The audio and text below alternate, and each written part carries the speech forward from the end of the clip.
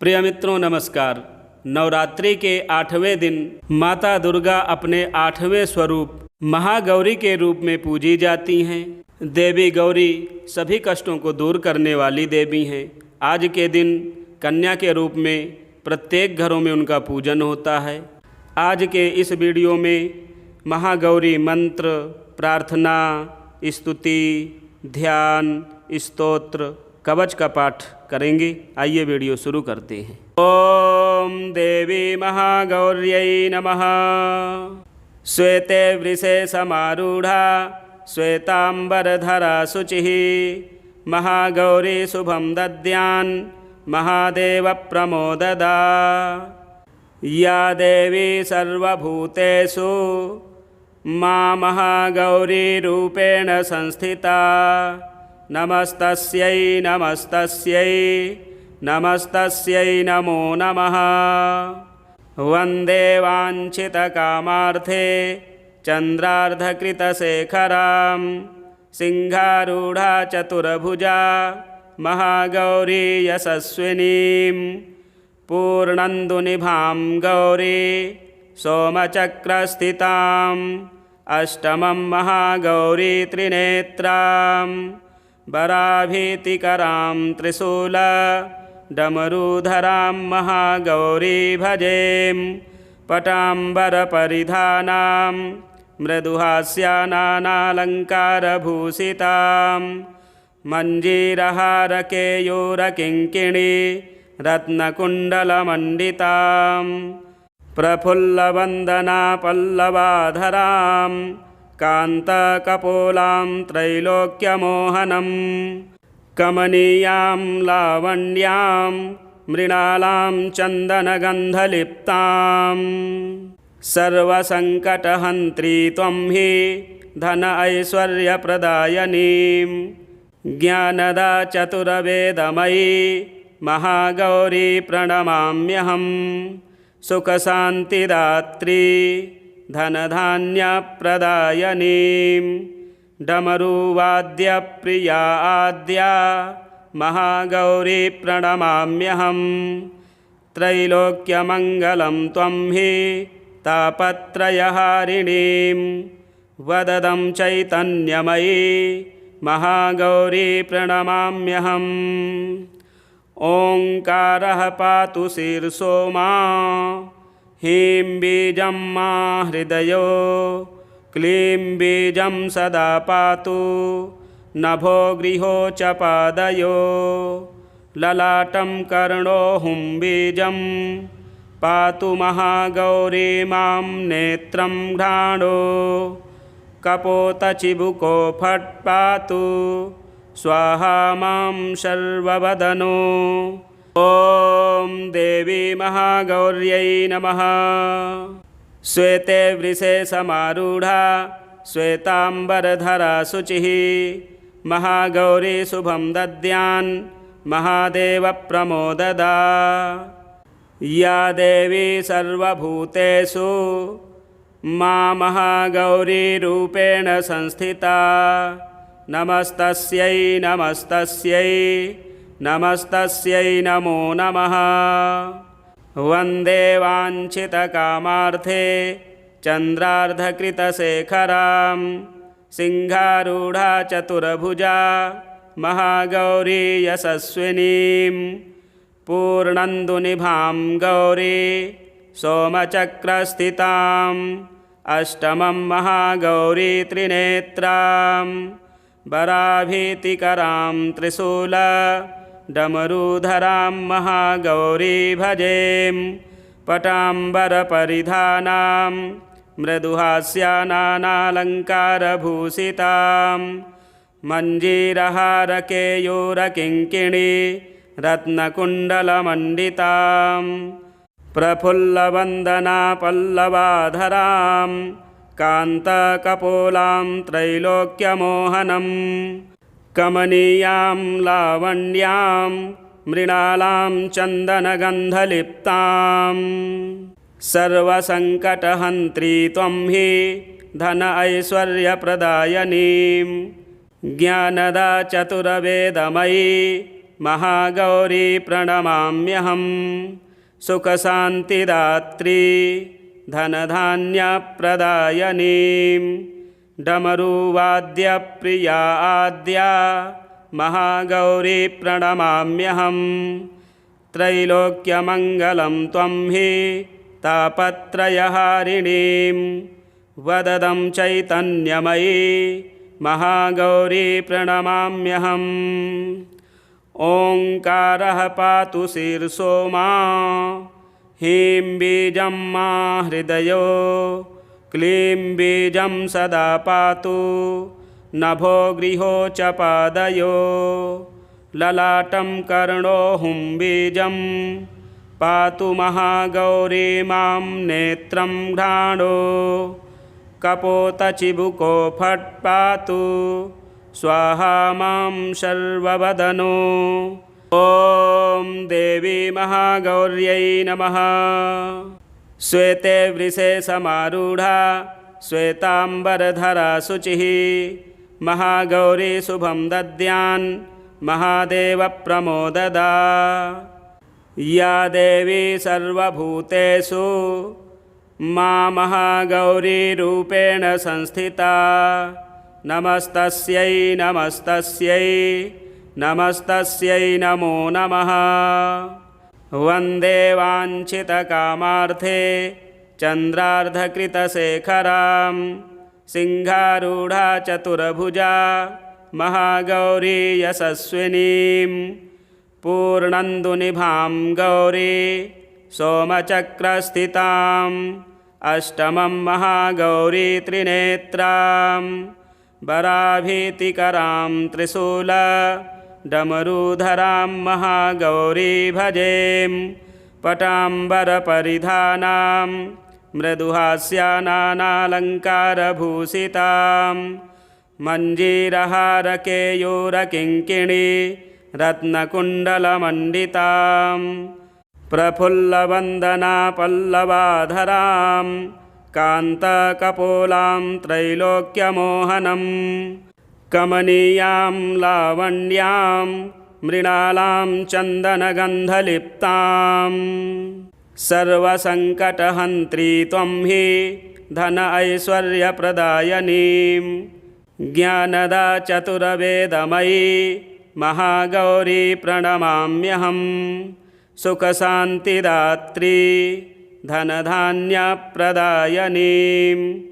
डमरुवाद्यप्रिया आद्या महागौरी प्रणमाम्यहं त्रैलोक्यमङ्गलं त्वं हि तापत्रयहारिणीं वददं चैतन्यमयी महागौरी प्रणमाम्यहम् ओंकारः पातु शीर्षो मां ह्रीं बीजं मा हृदयो क्लीं बीजं सदा पातु नभो गृहो च पादयो ललाटं कर्णो हुं बीजं पातु महागौरी मां नेत्रं घ्राणो कपोतचिबुको फट् पातु स्वाहा मां सर्ववदनो। ॐ देवी महागौर्यै नमः। श्वेते वृषे समारूढ़ा श्वेतांबरधरा शुचिः महागौरी शुभं दद्यान् महादेव प्रमोददा। या देवी सर्वभूतेषु मा महागौरी रूपेण संस्थिता नमस्तस्यै नमस्तस्यै नमस्तस्यै नमो नमः। वन्दे वाञ्छितकामार्थे चन्द्रार्धकृतशेखरां सिंहारूढा चतुर्भुजा महागौरी यशस्विनीं पूर्णन्दुनिभां गौरी सोमचक्रस्थितां अष्टमं महागौरी त्रिनेत्रां वराभीतिकरां त्रिशूल डमरूधरां महागौरी भजेम। पटाम्बरपरिधानां मृदुहास्यानालङ्कारभूषितां मञ्जीरहारकेयूरकिङ्किणी रत्नकुण्डलमण्डितां प्रफुल्लवन्दना पल्लवाधरां कान्तकपोलां त्रैलोक्यमोहनं कमनीयां लावण्यां मृणालां चन्दनगन्धलिप्तां सर्वसङ्कटहन्त्री त्वं हि धन ऐश्वर्यप्रदायिनीं ज्ञानदा चतुर्वेदमयी महागौरी प्रणमाम्यहं सुखशान्तिदात्री धनधान्यप्रदायिनीं डमरुवाद्यप्रिया आद्या महागौरी प्रणमाम्यहं त्रैलोक्यमङ्गलं त्वं हि तापत्रयहारिणीं वददं चैतन्यमयी महागौरी प्रणमाम्यहम् ओंकारः पातु शीर्षो मां ह्रीं बीजं मा हृदयो क्लीं बीजं सदा पातु नभो गृहो च पादयो ललाटं कर्णो हुं बीजं पातु महागौरी मां नेत्रं घ्राणो कपोतचिबुको फट् पातु स्वाहा मां सर्ववदनो। ॐ देवी महागौर्यै नमः। श्वेते वृषे समारूढा श्वेताम्बरधरा शुचिः महागौरी शुभं दद्यान् महादेवप्रमोददा। या देवी सर्वभूतेषु मा महागौरीरूपेण संस्थिता नमस्तस्यै नमस्तस्यै नमस्तस्यै नमो नमः। वन्दे वाञ्छितकामार्थे चन्द्रार्धकृतशेखरां सिंहारूढा चतुर्भुजा महागौरी यशस्विनीं पूर्णन्दुनिभां गौरी सोमचक्रस्थिताम् अष्टमं महागौरी त्रिनेत्रां वराभीतिकरां त्रिशूल डमरूधरां महागौरी भजेम। पटाम्बरपरिधानां मृदुहास्यानालङ्कारभूषितां मञ्जीरहारकेयूरकिङ्किणी रत्नकुण्डलमण्डितां प्रफुल्लवन्दना पल्लवाधरां कान्तकपोलां त्रैलोक्यमोहनं कमनीयां लावण्यां मृणालां चन्दनगन्धलिप्तां सर्वसङ्कटहन्त्री त्वं हि धन ऐश्वर्यप्रदायिनीं ज्ञानदा चतुर्वेदमयी महागौरी प्रणमाम्यहं सुखशान्तिदात्री धनधान्यप्रदायिनीं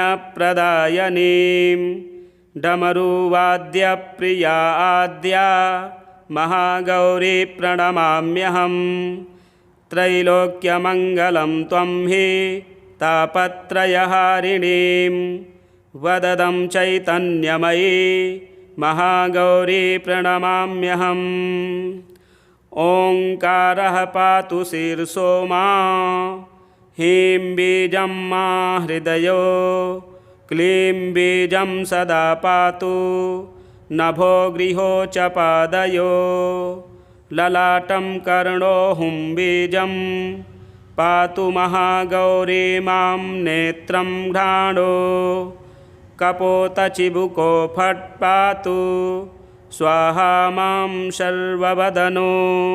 ॐ देवी महागौर्यै नमः। श्वेते वृषे समारूढा श्वेताम्बरधरा शुचिः महागौरी शुभं दद्यान् महादेवप्रमोददा। या देवी सर्वभूतेषु मा महागौरीरूपेण संस्थिता नमस्तस्यै नमस्तस्यै नमस्तस्यै नमो नमः। वन्दे वाञ्छितकामार्थे चन्द्रार्धकृतशेखरां सिंहारूढा चतुर्भुजा महागौरी यशस्विनीं पूर्णन्दुनिभां गौरी सोमचक्रस्थिताम् अष्टमं महागौरी त्रिनेत्रां वराभीतिकरां त्रिशूलडमरूधरां महागौरी भजेम। पटाम्बरपरिधानां मृदुहास्यानालङ्कारभूषितां मञ्जीरहारकेयूरकिङ्किणी रत्नकुण्डलमण्डितां प्रफुल्लवन्दना पल्लवाधरां कान्तकपोलां त्रैलोक्यमोहनं कमनीयां लावण्यां मृणालां चन्दनगन्धलिप्तां सर्वसङ्कटहन्त्री त्वं हि धन ऐश्वर्यप्रदायिनीं ज्ञानदा चतुर्वेदमयी महागौरी प्रणमाम्यहं। सुखशान्तिदात्री धनधान्यप्रदायिनीं डमरुवाद्यप्रिया आद्या महागौरी प्रणमाम्यहं। त्रैलोक्यमङ्गलं त्वं हि तापत्रयहारिणीं वददं चैतन्यमयी महागौरी प्रणमाम्यहम्। ओंकारः पातु शीर्षो मां ह्रीं बीजं मा हृदयो क्लीं बीजं सदा पातु नभो गृहो च पादयो ललाटं कर्णो हुं बीजं पातु महागौरी मां नेत्रं घ्राणो कपोतचिबुको फट् पातु स्वाहा मां सर्ववदनो। ॐ देवी महागौर्यै नमः। श्वेते वृषे समारूढा श्वेताम्बरधरा शुचिः महागौरी शुभं दद्यान् महादेवप्रमोददा। या देवी सर्वभूतेषु मा महागौरीरूपेण संस्थिता नमस्तस्यै नमस्तस्यै नमस्तस्यै नमो नमः। वन्दे वाञ्छितकामार्थे चन्द्रार्धकृतशेखरां सिंहारूढा चतुर्भुजा महागौरी यशस्विनीं पूर्णन्दुनिभां गौरी सोमचक्रस्थिताम् अष्टमं महागौरी त्रिनेत्रां वराभीतिकरां त्रिशूलडमरूधरां महागौरी भजेम। पटाम्बरपरिधानां मृदुहास्यानालङ्कारभूषितां मञ्जीरहारकेयूरकिङ्किणी रत्नकुण्डलमण्डितां प्रफुल्लवन्दना पल्लवाधरां कान्तकपोलां त्रैलोक्यमोहनं कमनीयां लावण्यां मृणालां चन्दनगन्धलिप्तां सर्वसङ्कटहन्त्री त्वं हि धन ऐश्वर्यप्रदायिनीं ज्ञानदा चतुर्वेदमयी महागौरी प्रणमाम्यहं। सुखशान्तिदात्री धनधान्यप्रदायिनीं डमरुवाद्यप्रिया आद्या महागौरी प्रणमाम्यहं। त्रैलोक्यमङ्गलं त्वं हि तापत्रयहारिणीं वददं चैतन्यमयी महागौरी प्रणमाम्यहम्। ओंकारः पातु शीर्षो मां ह्रीं बीजं मा हृदयो क्लीं बीजं सदा पातु नभो गृहो च पादयो ललाटं कर्णो हुं बीजं पातु महागौरी मां नेत्रं घ्राणो कपोतचिबुको फट् पातु स्वाहा मां सर्ववदनो। ॐ देवी महागौर्यै नमः। श्वेते वृषे समारूढा श्वेताम्बरधरा शुचिः महागौरी शुभं दद्यान् महादेवप्रमोददा। या देवी सर्वभूतेषु महागौरीरूपेण संस्थिता नमस्तस्यै नमस्तस्यै नमस्तस्यै नमो नमः। वन्दे वाञ्छितकामार्थे चन्द्रार्धकृतशेखरां सिंहारूढा चतुर्भुजा महागौरी यशस्विनीं पूर्णन्दुनिभां गौरी सोमचक्रस्थिताम् अष्टमं महागौरी त्रिनेत्रां वराभीतिकरां त्रिशूल डमरूधरां महागौरी भजेम। पटाम्बरपरिधानां मृदुहास्यानालङ्कारभूषितां मञ्जीरहारकेयूरकिङ्किणी रत्नकुण्डलमण्डितां प्रफुल्लवन्दना पल्लवाधरां कान्तकपोलां त्रैलोक्यमोहनं कमनीयां लावण्यां मृणालां चन्दनगन्धलिप्तां सर्वसङ्कटहन्त्री त्वं हि धन ऐश्वर्यप्रदायिनीं ज्ञानदा चतुर्वेदमयी महागौरी प्रणमाम्यहम्। सुखशान्तिदात्री धनधान्यप्रदायिनीं डमरुवाद्यप्रिया आद्या महागौरी प्रणमाम्यहम्। त्रैलोक्यमङ्गलं त्वं हि तापत्रयहारिणीं वददं चैतन्यमयी महागौरी प्रणमाम्यहम्। ओंकारः पातु शीर्षो मां ह्रीं बीजं मा हृदयो क्लीं बीजं सदा पातु नभो गृहो च पादयो ललाटं कर्णो हुं बीजं पातु महागौरी मां नेत्रं घ्राणो कपोतचिबुको फट् पातु स्वाहा मां सर्ववदनो। ॐ देवी महागौर्यै नमः।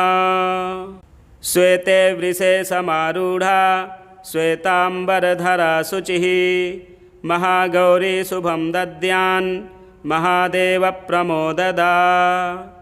या देवी सर्वभूतेषु महागौरीरूपेण संस्थिता नमस्तस्यै नमस्तस्यै नमस्तस्यै नमो नमः।